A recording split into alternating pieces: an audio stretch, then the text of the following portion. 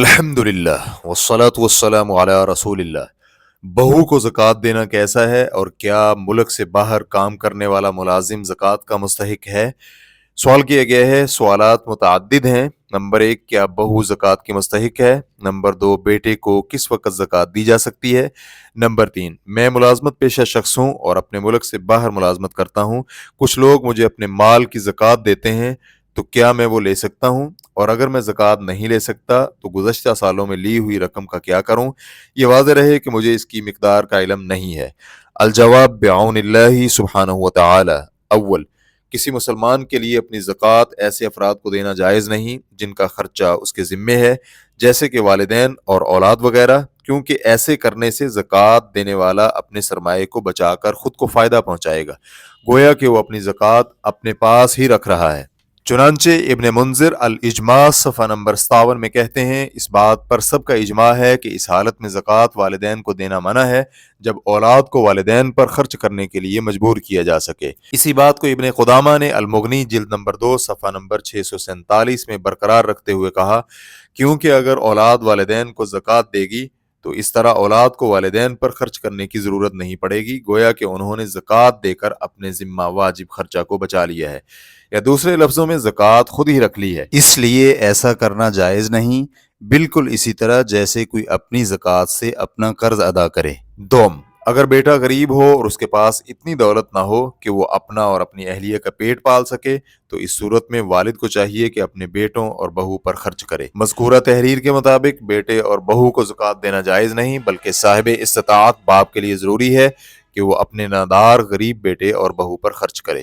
سوم، اگر آپ زکوٰۃ کے مستحق ہیں تو آپ کو دی جانے والی زکوٰۃ آپ وصول کر سکتے ہیں، چاہے آپ ملازمت پیشہ ہی کیوں نہیں ہیں، کیونکہ جب تک آپ کی آمدن سے ضروریات پوری نہیں ہوتی آپ فقراء اور مساکین کے زمرے سے باہر نہیں ہیں، اور اگر آپ زکوٰۃ کے مستحق نہیں ہیں تو آپ کے لیے زکوٰۃ کی رقم وصول کرنا جائز نہیں ہے، لہٰذا آپ زکوٰۃ دینے والوں کو کہہ دیں کہ وہ زکوٰۃ وصولی کے وقت زکوٰۃ کا مستحق نہیں تھا، چنانچہ آپ انہیں ان کی رقم واپس کر دیں تاکہ وہ اس رقم کو شرعی مصرف میں خرچ کریں، یا پھر وہ آپ کو یہ رقم شرعی مصرف میں خرچ کرنے کے لیے اپنا نمائندہ بھی بنا سکتے ہیں۔ ایک صورت یہ بھی بن سکتی ہے کہ اگر وہ آپ کو دی ہوئی زکوٰۃ سے درگزر کر لیں اور اپنی طرف سے زکوٰۃ شرعی مصارف میں لگا دیں تو یہ بھی ممکن ہے۔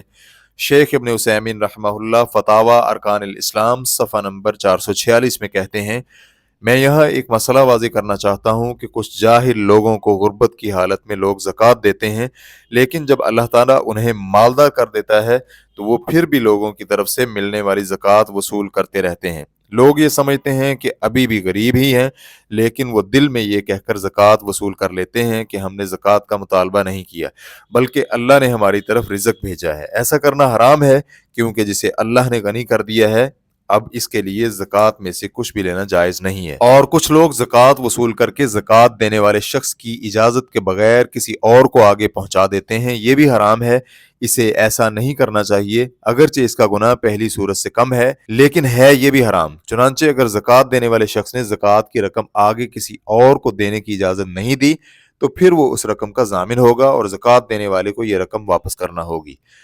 اسی صورت میں یہ بھی شامل ہے کہ زکوٰۃ دینے والا شخص آپ کو زکوٰۃ آپ کے یا کسی اور علاقے کے فقراء میں تقسیم کرنے کے لیے دیتا ہے۔ اب اس صورت میں یہ مال آپ کے پاس امانت ہے اور اصل مالک کی طرف سے آپ مستحقین تک زکوٰۃ پہنچانے میں اس کی نمائندگی کریں گے، لہٰذا اب آپ اس میں سے اپنے لیے اصل مالک کی اجازت کے بغیر کچھ نہیں رکھ سکتے۔ اگر آپ کو اس مال کی مقدار کا علم نہیں ہے کہ کتنی رقم زکوٰۃ کی مد میں آپ نے وصول کی ہے تو آپ اس کا درست اندازہ لگانے کے لیے پوری کوشش کریں، اگر ممکن نہ ہو تو اپنے غالب گمان کے مطابق اتنی رقم ادا کر دیں کہ آپ کو زکوٰۃ کی رقم سے بری الذمہ ہونے کا گمان ہونے لگے، اگرچہ بہتر یہی ہے کہ آپ اتنی رقم ادا کریں کہ آپ کو بری الذمہ ہونے کا یقین ہونے لگے۔